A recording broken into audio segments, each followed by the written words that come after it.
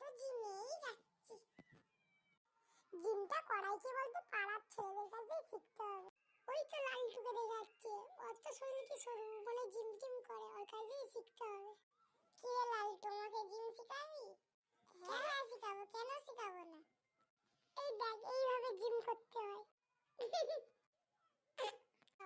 এইভাবেই জিম করতে হয়, তাহলে শরীর রোগা হবে। এবার আমি করছি, দেখ।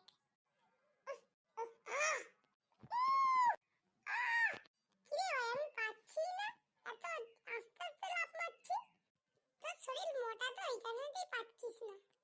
এমন করতে করতে তুই শিখালি, তোর থেকে আমি ছোট হয়ে যাবো, তখন দেখবি। তুই কত সরু হস দেখবো, দেখে নেবো। আর আমি মোটা বলে আমাকে অপমান করা হচ্ছে, পালি যাই ঘর। হ্যালো গাইস, কি এখন রোগা হতে পারবে না কমেন্টে জানাবেন। আর দেখা হচ্ছে পরের পর্বতে।